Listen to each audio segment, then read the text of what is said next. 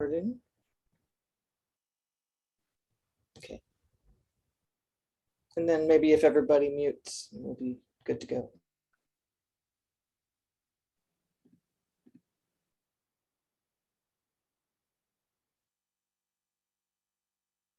Okay, so I would like to welcome everybody to our 2020 Student Award Talks. We're very excited to have 3 speakers today, and much appreciation goes to HAF2 for sponsoring and expanding our Student Award program. This just got started for us last year, and HAF2 sponsorship has allowed us to expand into graduate and undergraduate level, and also honorable mentions, which we have this year.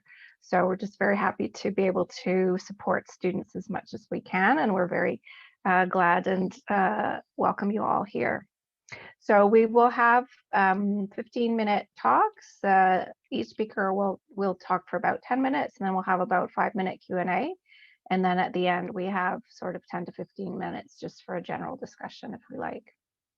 So I will just tell you the order of the speakers, and then I'll introduce the first speaker. So Justine Fisher won our undergraduate honorable mention, and we will hear about her work first. Our second speaker will be Vladimir Kanic, who's from OCAD. Justine is from OCAD University as well.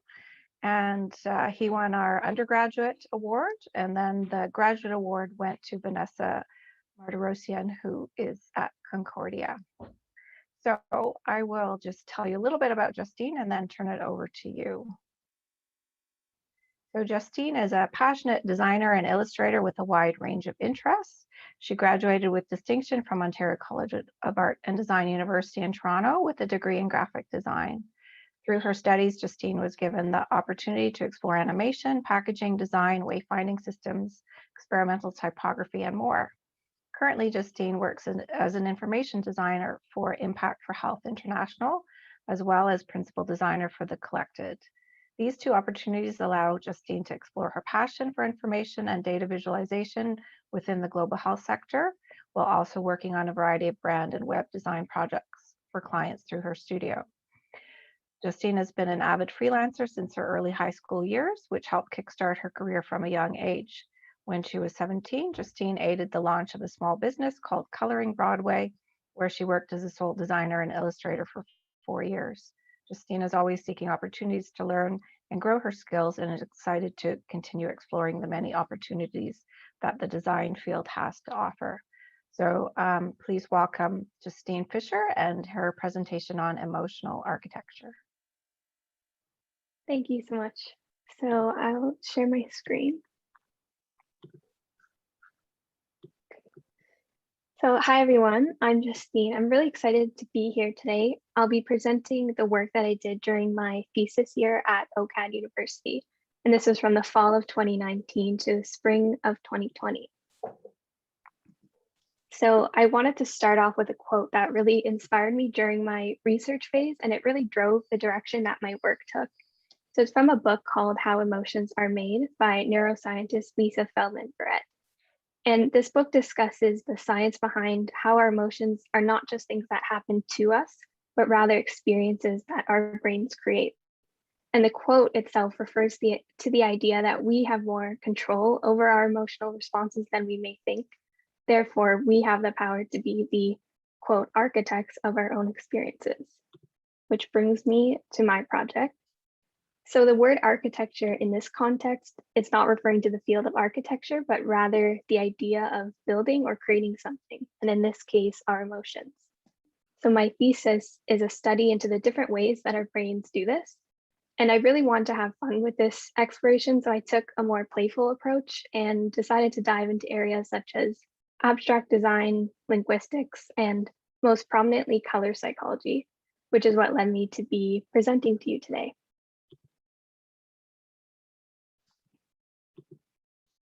So my main project began with a class exercise that I eventually turned into an online shareable survey. And it presented people with these sets of tiles that had colors, abstract shapes, and nonsensical words. And the task was simply to choose one tile from each and provide a rationale. And they look something like the example on the right here. In this exploration, I was really focusing on investigating the ways in which our brains attach meaning to abstract ideas and how similarly or differently each person does this.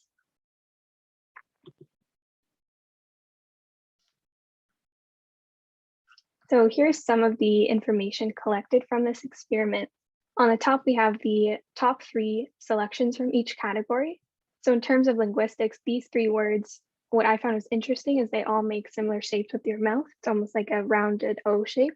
And with the colors, these ones are commonly found in nature. And then the shapes seem to be the more rounded ones were the most popular. Another interesting discovery from this exploration was that about half of the participants actually rationalized their choices through their emotions. So they described what the choices made them feel like without me prompting them to speak about emotions at all. And as well, over half of the descriptions related the choices to nature. So words like water, waves, rain, glass, clouds, ducks, lightning, all of these words were actually used more than once from people who weren't sharing their responses with each other. And lastly, there were over 250 correlations made between all sectors of the experiment. So anytime there was a similarity between 2 responses, that number was recorded. So once the survey reached 100 responses and I began to compile all of the data that I received. And what I initially thought would be more of a data visualization project, which is actually my favorite area of design, turned into much more of a narrative. Because the responses, they didn't just say that they chose each one because they liked it. Instead, the respondents were describing imagery or scenery or feelings that the combination brought them. So a book really felt the most natural for those results. And what started as these groups of abstract ideas became a playful narrative into the human brain. So here's some images from the book's interior. And this is a design I'd really love to revisit, actually. Right now, it purely just shows each individual response on its own spread, but I feel that there's an opportunity to layer in more of the data collected that could potentially highlight more of those correlations between the responses, while also not losing that feeling of a narrative. So alongside my main project, I was constantly doing smaller experiments and explorations, one of which was a mini study into the relationship between color and film, which is something I find really interesting. So I decided to turn the posters from the top 40 films of all time into these bitmap images that you see on the right. And I did this so that I could collect quantitative data on the colors used and begin to uncover any patterns that there might be across these posters. So here's an example of how each poster was analyzed. I looked at the RGB quantities of each cell so I could determine whether that color was categorized as warm, cool, or neutral. And then by adding all those up, I was able to determine overall rating for each poster. So in this example, the Wizard of Oz film poster got a score of 67% warm. And an interesting discovery from this experiment was that the majority of these posters used a warm color palette, which we could say speaks to color psychology used in marketing. So these are just 2 of many explorations that I did during my thesis year, all of which were intended to be presented in the form of an exhibit at OCAD's 105th graduate exhibition in 2020. On the right here is one of the few different concept sketches I was playing around with to design my exhibition space. I really wanted to use color primarily to create just a really fun, interactive sensory experience. I wanted people to step into my area of the exhibition and feel transported. And then about 6 weeks before the exhibition, we were informed of its cancellation due to COVID. So because of this, I decided to create a prototype website to house all of my work. It has everything from the research to final projects and even my entire notebook and journal that I kept throughout the year. So here are some snippets from the homepage. As you can see, I had a lot of fun with the design and use of color and hand-drawn icons. And to provide more context, this was early April of 2020. So COVID had just hit a few weeks prior and we were all having to completely rethink how we were meant to present our 8 months worth of work. So I just decided to have as much fun with the design as I possibly could in my attempt to stay motivated and to see the project through. So this was the result. So that brings me to the end. I hope you enjoyed hearing about this project, and it's also worth mentioning that there's a lot of work in here that I really want to revisit. So I hope that this project just continues to grow. And through this thesis work, I developed my passion for color and color psychology, and I now use that wherever I possibly can in my current work. So please feel free to connect on LinkedIn, and my Instagram has some more current work if you're interested. And thank you again for having me and for selecting my project for honorary mention. Thank you so much, Justine. Thank you. Does anyone have any questions? You can unmute. Justine, you can maybe stop sharing your screen. Sure. And then Yeah. if people want to turn on their camera and ask a question or put it in the chat. Okay. Yeah, Vanessa? Yes. Yeah. I'm curious to know, thank you very much. It's really interesting. And I'm curious to know if you noticed like a change in emotion, you know, like the subjectivity aspect of this, the choice or the impact of color according to the mood, for example, you know, like, do you notice something like variability? Yeah, absolutely. I didn't start my thesis work planning to make it based around color, but that's sort of where it ended up because of how much it had an impact on those experiments that I was doing. And the color was the primary, the piece that people were really describing most in that survey and linking that to different moods and emotions. And that's where I started to get really interested in how color evokes certain emotion. So I definitely noticed a lot of really interesting parallels between that.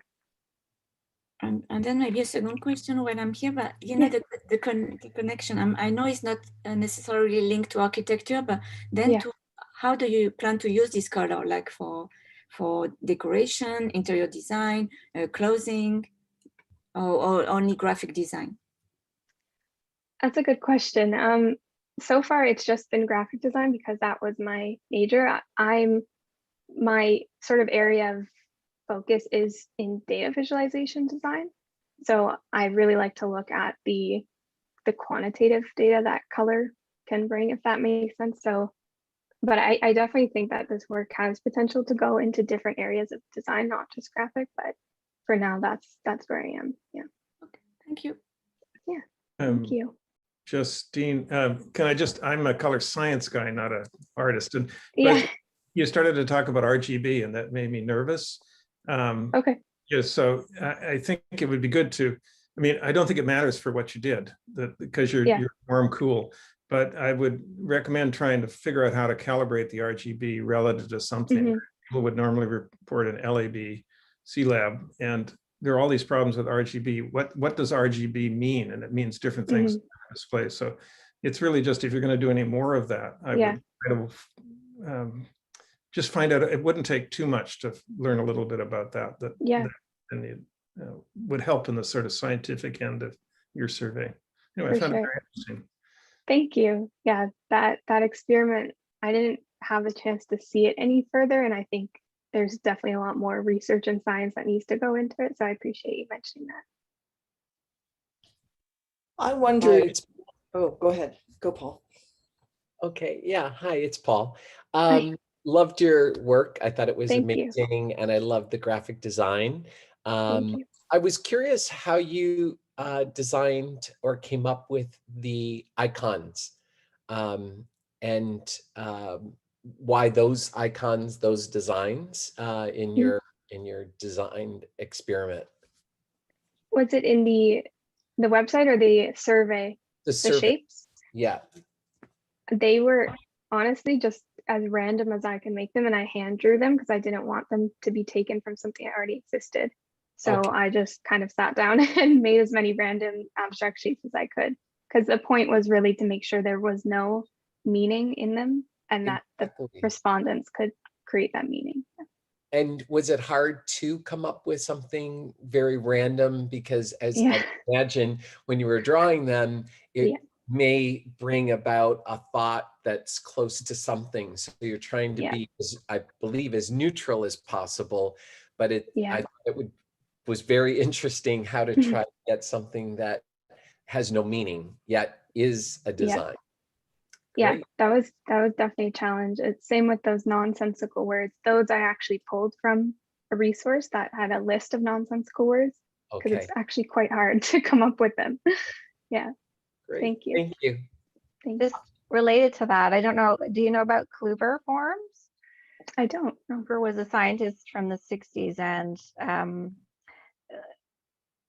people who were on hallucinogenic trips would see different shapes. And so there's sort of a categorization of these common shapes like spirals and funnels and things like that, and how it was looking to see if there were some sort of universal associations. And I know that some of the people with synesthesia who look at the synesthetic associations think that some of these couleur forms might underlie some sort of universality. But that sounds really cool. Interesting, but it's kind of wild. Yeah, thank you. Robin, can you put the name in the chat? So can you put the name of the reference in the chat? Sure. Please, thank you. My question was about, it's kind of similar to Paul's, but focused on the color. Somebody's, sorry, I'm gonna let somebody in. Because you said people chose from some colors that you put there. But did you ever show us? You didn't show us. Yes. All the ones. I didn't show all of them. There are about 80 or 85 color swatches. They were actually from paint chips that I got from a paint store, and I punched out squares from them. So I just tried to cover as many different ranges as I could. Yeah. Because I think it would have been good to have that shot in your presentation of like, what did they see as they were choosing, and how did you organize that? You know, was that chromatically organized? Was that from light to dark, or from warm to cool? Like, absolutely. How was that set up? That would have been really interesting to know, and then to kind of see, which ones had been picked. Because even that way, those colors can be enhanced or made more attractive even by the way that you set them up. So it's kind of an interesting aspect of things. Yeah, for sure. I can share my website link. It has all of the process work. It's an Adobe XD prototype, so I apologize, the link is really long, but I'll send it in the chat. Good. Great, thanks. Well, we can return to some more questions for Justine after we have the other talk. So I'm just going to introduce our next speaker. One more in the waiting room. Yeah, okay. I've admitted that. So, oh, they're sitting. Okay. So just to introduce, so this is our winner in the undergraduate category, Vladimir Kanic, who's at OCAD University, just going into his thesis year, 4th year. And he's a multidisciplinary artist working in the fields that synergize art, science, and technology. His practice revolves around interactive and experiential art, from public art projections on skyscrapers to creating art from innovative biomaterials that can produce oxygen. So Vladimir has Croatian background, and his work fuses the music with visuals. So please join us in welcoming Vladimir Kanic for Music of the Photograph, Memory Fragments from PAG. Yeah, hi everybody. I'm really happy to be here, and thank you again for the award. Actually, what you see in my background, that is my island of Pag back in Croatia. It's my ancestral island that kind of inspires all of my artwork, and everything kind of goes back there. I always say, in the waves of the sea, there are all the memories I had with my father, with my grandfather, and everybody else. So every time I swim in the sea, I feel like I'm coming back home. And somehow this feeling with everything I do comes back throughout my art or music or tech projects and similar stuff. So I was kind of thinking at the start, I'm just going to show you the project, but I'm going to show you a little bit longer video that actually explains everything. This was a result of my independent study at the OCAD, where I kind of dug really deep in the research of areas of visual music. So if you ask yourself what Isaac Newton, Kandinsky, and John Coltrane have in common, that was approximately the result of my work that I was doing there. So this piece deals with visual music and tries to establish a language in between which colors and music can translate one to each other. I know that started a long time ago with Newton's first theories of visual music, and even Aristotle had some theories on that, but I tried to give it a little bit of innovative punch. And there's this whole obscure area in art that is called data sonification. So basically what I'm doing, I'm taking a photograph, I'm disintegrating it into numeric digital data, and then I'm using this data to compose music. So I hope this is not going to be too long, but it's going to explain everything. Okay, you ready? I'm going to share my screen. Thank you. All right. Everybody sees this? All right, I'm going to play it.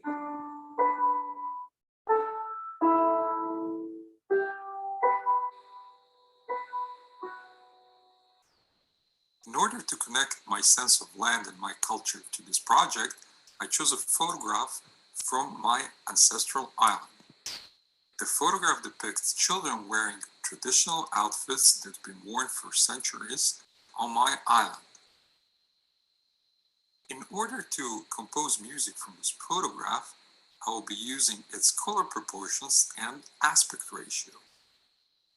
In addition to that, I will be analyzing RGB histograms in order to sonify the data and translate it to music. First thing we have to do is find a musical rhythm for our future composition. Every chart has its own statistical big data rhythm, and it is revealed by movement of data through charts' time units. Since charts' key points represent the most important big data events, we'll use them as hotspots for measuring the rhythm. In this case, I will be using an RGB histogram of the selected photograph. The key points are selected by using median values in between the maximum and the minimum values of RGB histogram at our intersection points. Each key point has a different angle towards chart's horizontal axis. We'll use their values to calculate chart's average angle.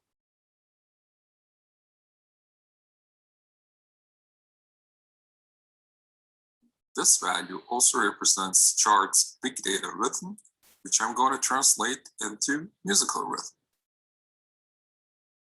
A musical note is not so much different than a big data key point.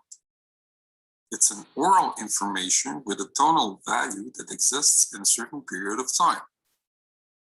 Multiple notes form a melody that has its own musical rhythm, which is measured by BPMs, beats per minute. This is a formula for translating big data rhythm into musical rhythm.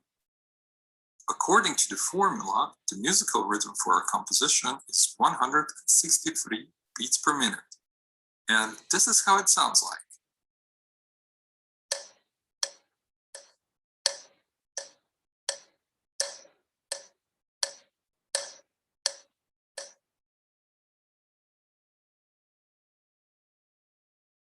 In order to extract musical chords from our photograph, we will take a closer look at the color proportions diagram.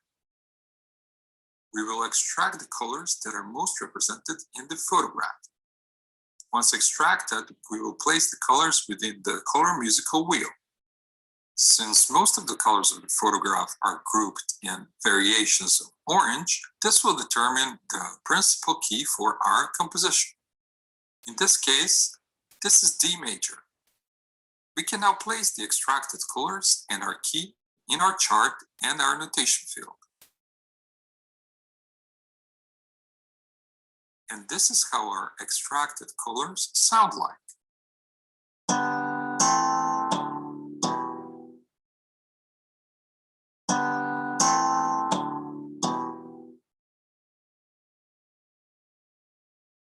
In order to extract the musical time signature from our photograph, we will take a closer look at its aspect ratio. The photograph's aspect ratio will determine our composition's time signature. And this is how our composition sounds like with the extracted rhythm and musical chords.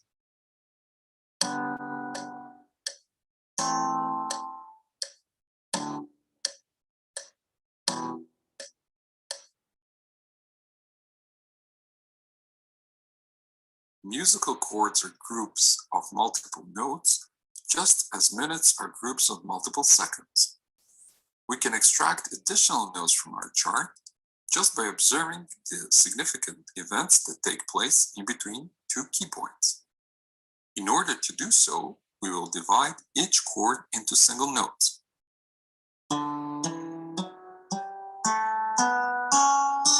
We can now read the notes directly from the chart, and we will pick the ones that are most interesting for our composition.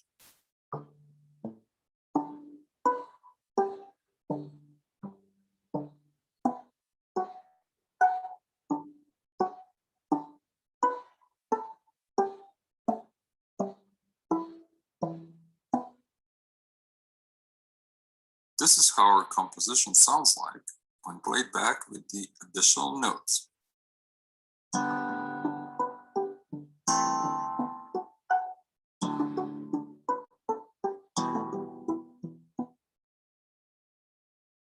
In order to compose a complex piece of music, I will use different charts that are mutually related. Besides using the color proportions chart, I will be using separate red, green, and blue histograms. After the additional notes are extracted from each chart, I will assign a different musical instrument to each chart. The instruments I chose are traditionally played at my island. The instruments are guitars, piano, and the special clapa a cappella choir. And this is how my composition sounds like.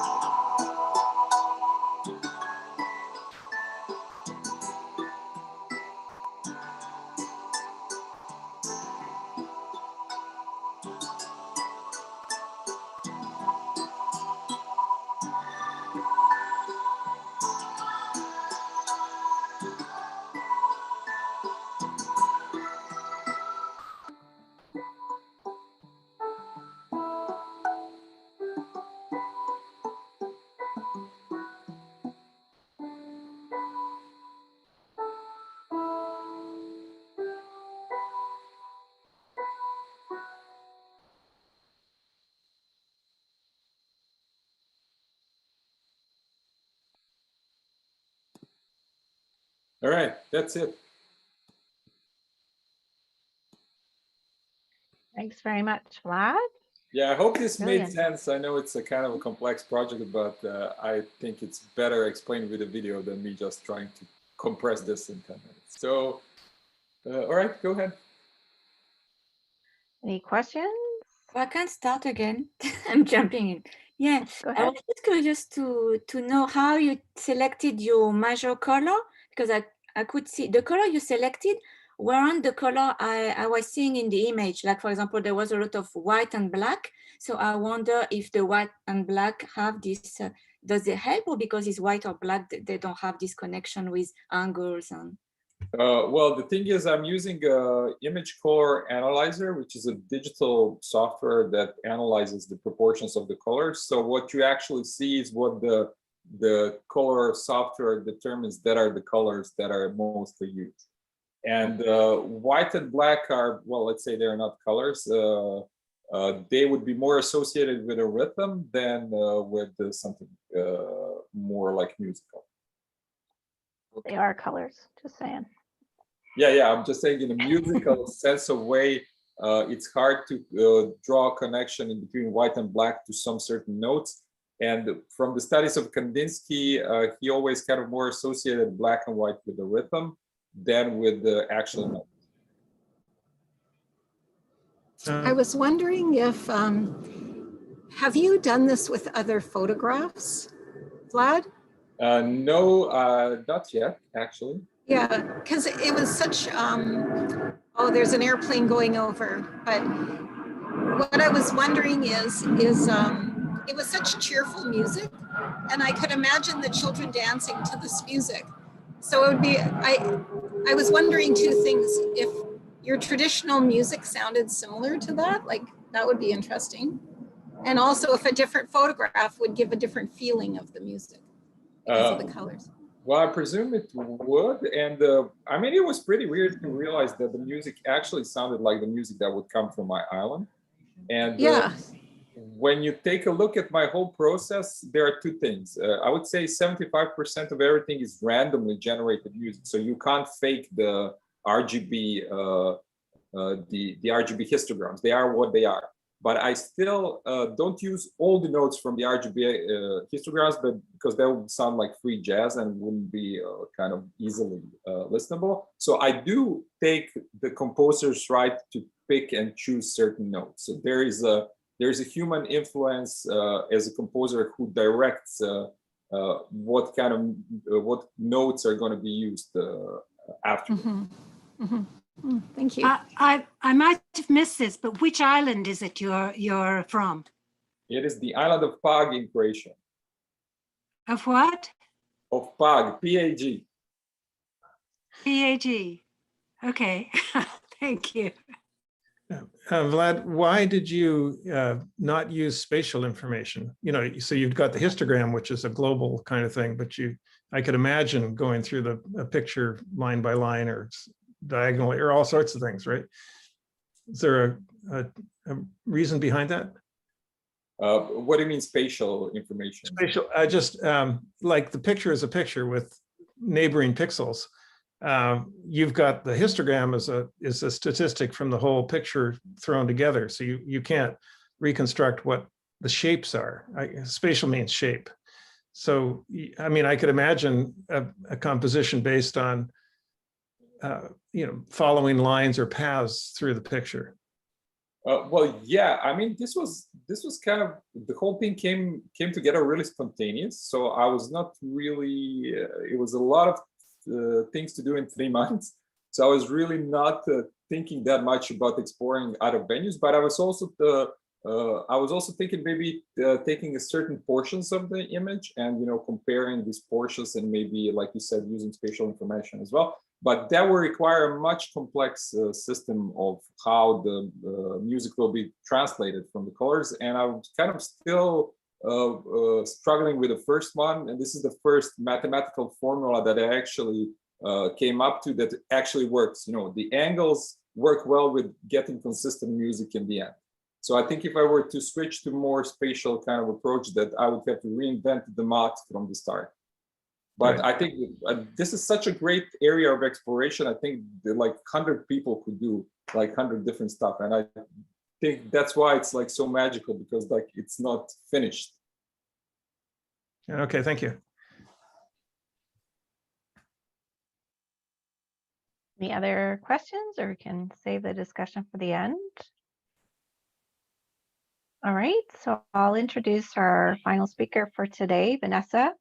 And so she is our winner of the Graduate Award. Vanessa Mardirossian has worked as a textile designer for over 20 years, first in Paris for Christian Lacroix Fashion House and Nelly Rodi Trend Studio, then in Montreal for the Dynamite Group.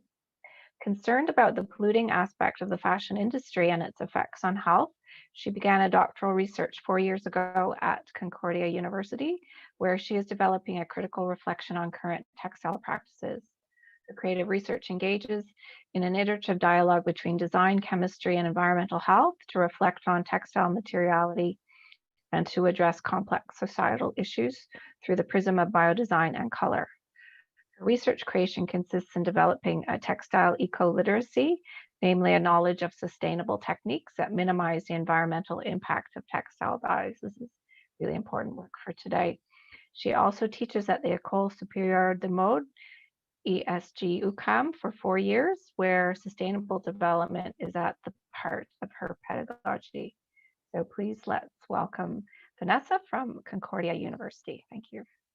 Thank you. Thank you so much, everyone. I'm really happy to be here today to present my project, Culture of Color and Ecoliteracy of Textile Design. And I would like to thank you a lot for this award. I was really honored and happy to get it. So thank you. The title refers as a double meaning, culture as a knowledge and also culture as growing colors in the lab using bacteria or living organisms.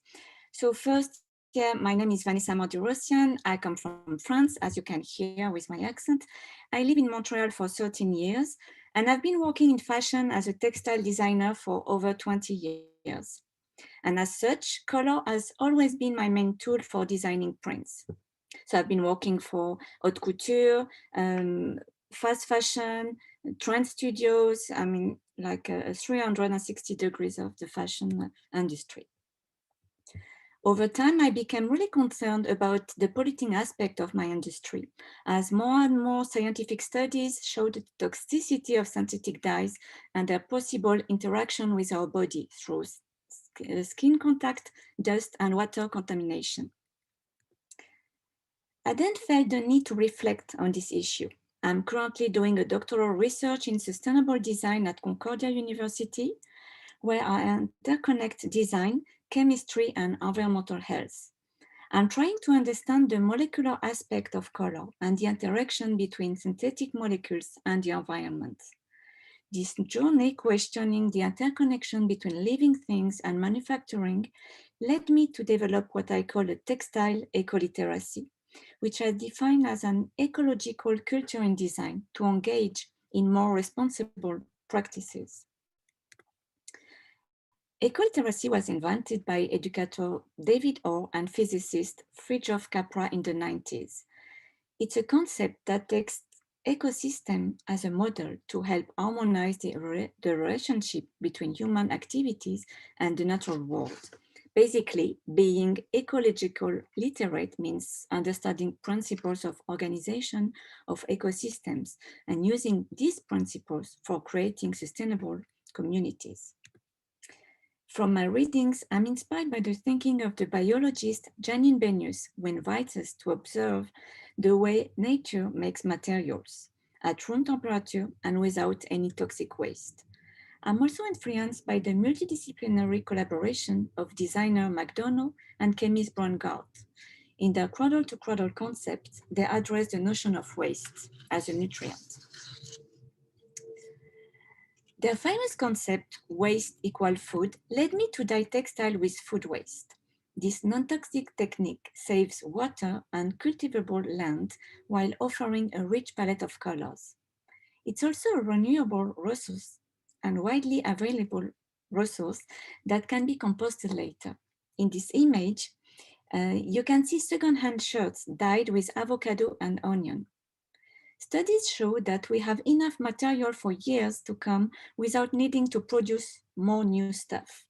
The shift toward the circular economy and the concept of slow fashion by Fletcher push us to slow down new production to avoid the depletion of resources.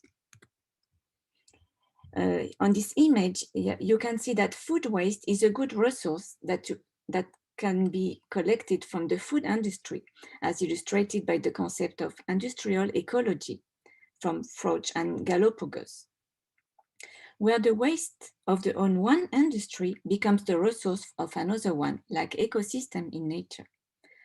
But there is also a lot of organic waste from farms which could be recycled, such as red cabbage, for example. The fun thing about natural dyes is that we can vary their pH. Being more acid or basic expand their color palette. The trickiest part is to stabilize the result to get a stable color, which won't be sensitive to pH, which I will talk a bit later. The concept of biomimicry by Benyus stimulated my speculative exploration of using food waste to provide pigment-producing bacteria with the nutrients they need to develop a rich palette of colors. Bacteria are extracted from water or soils. They are also a renewable resource that can be put to sleep or freeze when we don't need them.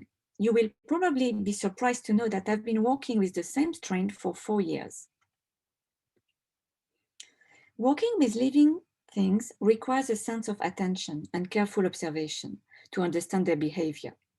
It is therefore important to monitor humidity, light, nutrients, and oxygen. The process involves a lot of test and error, trial and error, and I really have to note through my process all the different tested like nutrients, humidity, and temperature to get different shades and colors. The process involves preparing some liquid culture with various nutrients from food waste. Here you can see some tests with decoction of apple, onion, orange, and black bean. Then I inoculate the liquid culture on various fibers to achieve different shades.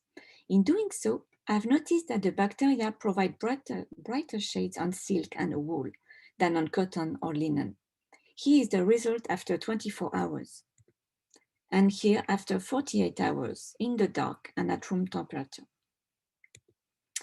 So after this test, I noticed that the difference of color is not that great. Like I was really interested in expanding the color shades. Like you can see, like for example, on the wool, the color are darker. I can get red dark, while on silk I get bright pink.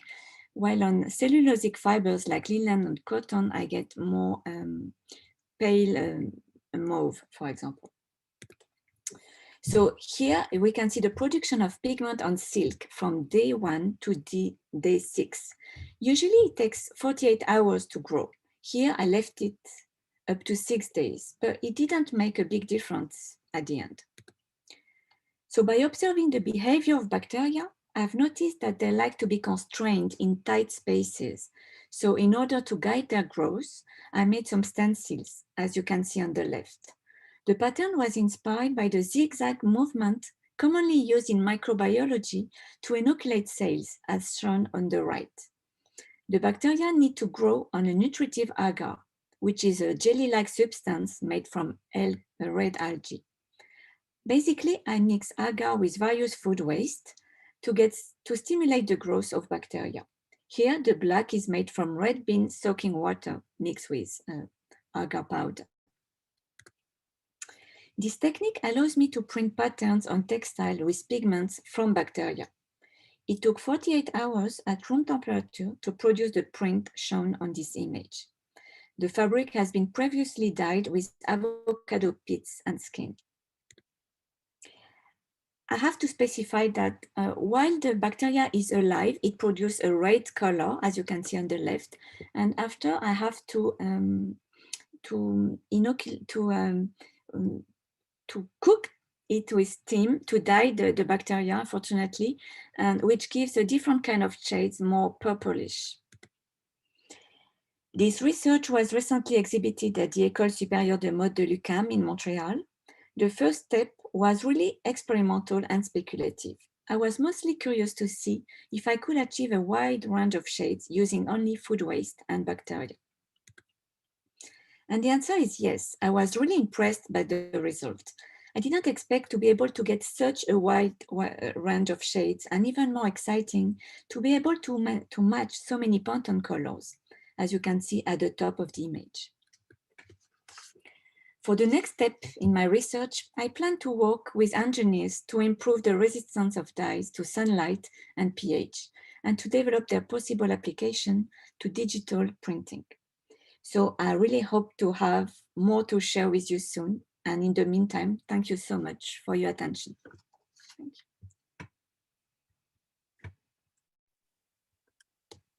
Thank you so much, Vanessa. Thank you. It's really important work. Any questions to start with? Yeah. This is like just so amazingly awesome that it's like really, wow, it was really cool to see. I mean, I'm working with similar biotech stuff, but this is really great, you know, using the agar to build the culture and then using the food waste in a super environmentally friendly Wow, that's like a really great job. You really deserve this award for sure. And my question would be, is there any method that you're using that is binding the colors to the fabric? Or afterwards, is it like prone to, when you wash it, does the color wash off, or how does that work? Yeah, so I'm using two different techniques. I'm using food waste and I'm using a bacteria. So concerning food waste, it depends which kind of food waste I use. Like for example, onion or avocado, they really get naturally a tannin inside, which is really solid. And I'm using, you know, I'm testing like clothes on myself. I dyed with onion, avocado, and it's really solid to color. Then my exhibition I had at the École Supérieure de Mode for 3 months in a window display without any filter for UV was a really good, was really helping to see this result. And after 3 months in the window display, I noticed that the color from were affected by the sunlight. Not so much avocado or onion, but more bacteria are more sensitive to sunlight. So the next step of my research is to do a MyTax. Do you know this collaboration between industrials and university? It's called MyTax in Montreal. So I want really to work with in research development with color scientists to understand more the molecular aspect, to isolate the molecule and to work to improve the solidity of the color. And what else? No, that's it for now. Cool, cool, great job. Yeah, I'm really, I think it's interesting to mix the food waste and the bacteria to extend the range palette. Yeah. Do you use mordants at all, or are there any sustainable mordants? Because they're I use alum. I use alum, like I can find, you know, the alum you can find at Bulk Barn. I don't know if you have Bulk Barn in Toronto, but I use the one we used, you know, to make pickles, like all food from food related, like, but that's it, really, that's it. Yeah, even when I don't use alum, I don't see a real difference. Like, but there's also oh, go ahead, Bob. Go ahead. No, go ahead. Well, I just think it's interesting that, you know, we have certain items of clothing that we don't mind if they fade. For example, blue jeans. And so potentially there's kind of, rather than trying to fit the mold of all colors must stay the same forever, you know, if this kind of clothing could be understood as, you know, a part of a natural process of what happens to it. And it's actually interesting to see what happens to it over time, as opposed to saying, oh no, it faded, saying, oh, look, it faded, or just to feel it gradually change, you know, shifting as you wear it, or as you wear it a lot, or you don't wear it very much. Yeah. So I don't know, it's kind of interesting to wonder about that. Yeah, and also, you know, we had a period of time where the shift of mindset is very important, like durability, like how long, because we get rid of the clothes even before they are damaged, or just because the trend is changing, you know, every season. So what about, you know, changing, be able to re-dye, over-dye, and according, you know, getting some recipes, like recipe books, and being able to follow, because as I said, I was really amazed to be able to match all the Pantone colors. When I'm teaching at the École de Mode, we are following this WGSN trend color palette from WGSN every season. And I really took this palette and I was able to match it. So, you know, let's say like a color change every season, every 6 months. You know, we can really keep the same color for 6 months and then adapt to the next trend by over dyeing it, for example. Very cool.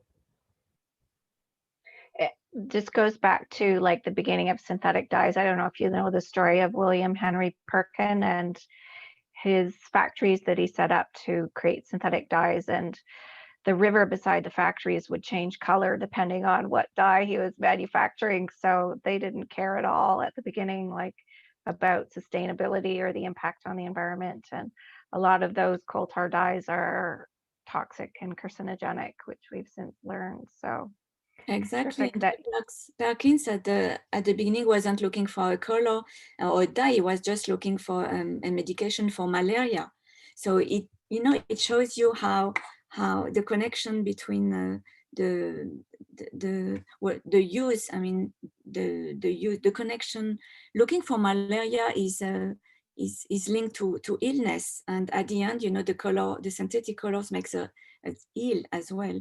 And this idea of the colors, the color of the water changing according to the next trends, you know, we still see that in Bangladesh or China. So it's a really big problematic, yeah.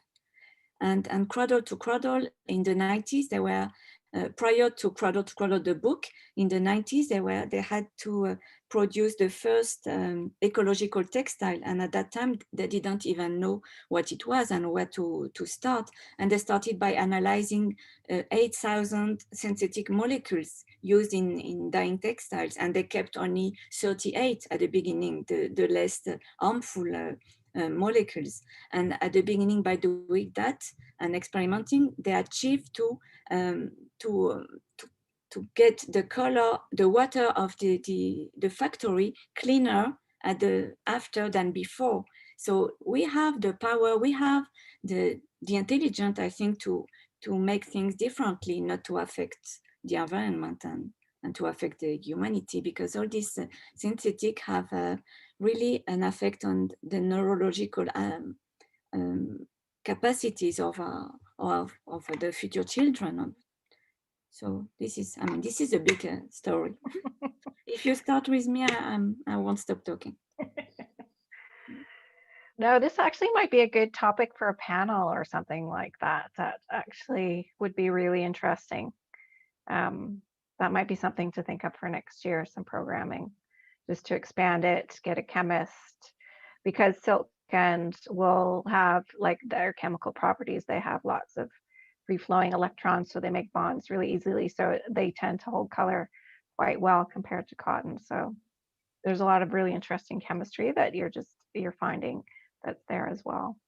Yeah, and I'm also always interested to connect with people, you know, in knowing the science, the molecular aspect of color. So if you can, you know, if you know someone I could talk to and I could push that further, I'm really pleased to. When I was starting out many years ago, there was an organization of people who were into natural dyeing, and it was we had spinners and weavers who were interested in dyeing, and Marie Aiken was somebody who started the textile program at the college in Barry, and she had an amazing capacity to dye with all kinds of things like lichens and all kinds of, and there was a big body of knowledge there. I don't know whether that still exists nowadays. Do you know about that? No, I mean, the sound wasn't really good. I don't know if you could hear well. I missed half of it. Is it only me or? Oh, sorry. Can you hear now? Yes, it's better. Yeah, okay. No, I was just saying that in the early 80s and 90s, there was a big movement of natural dyeing. And Marie Aiken was a big leader of that, who is now, unfortunately, not with us anymore. But there was a huge body of knowledge, and I was wondering if you knew about that or had any access to that information. I have this Bible next to me. I don't know if you know Dominique Cardon. Okay. Yeah, that might well have a lot of it in there. Yeah, yeah. No, this is a big. But I missed the name of the person you said because it was a bit. What was the name? Marie Aiken. She started the textile program at Georgian College in Barrie, Ontario. Okay. And was a very well-known textile artist in our area. I don't know her. If you can put her name in the chat, I will have her correct spelling. But of course, it's very interesting. All natural dye. Yeah, natural dyes is very interesting. But you know, like when I talk with natural dyers, like there are some in Montreal, for example, they think that at bigger scale is not really viable because it takes a lot of cultivable lands. So we couldn't produce as much color as we need. So it should be a mix, you know. like we need biodiversity in vegetal life. We need biodiversity in animal life, in humanity, and also in fibers and colors. So it's just what I offer today is an opening to add another way of reusing our waste and also growing colors in the lab. It's not intending to replace natural dyes in itself, even though if it's less toxic, and not all of them, because there are a lot of mordants and salts, metallic salt used to fix the color. We have to find different ways of producing colors to fit all and to dress up all. Thanks. That's very you. interesting. I'd like to call upon Paul Half now just to thank all our speakers, and again thank him and Half too for providing the generous sponsorship of the award. Thank you, Robin. And I wanted to thank each of you for a wonderful presentation. There were a number of submissions this year, which we were very excited about, and our continued support of education in the sense of color. So thank you very much, Vanessa, Vladimir, and Justine, for excellent work. It gets us thinking about new ideas, new ways of looking at color, the balance between nature, science, color, design, and it really supports the mission of the Color Research Society of Canada. So thank you so much for your time today and for your submissions.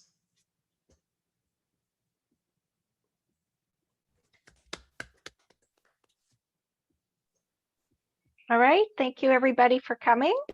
Thank you all for presenting, and we'll see you on July 22nd. We have our next speaker talking about the contributions of James Clerk Maxwell. Thank you from University of Waterloo. All right, bye for now. Thank you. Thank you. Bye, thank you. Bye-bye. Thank you. Thank you. It was great.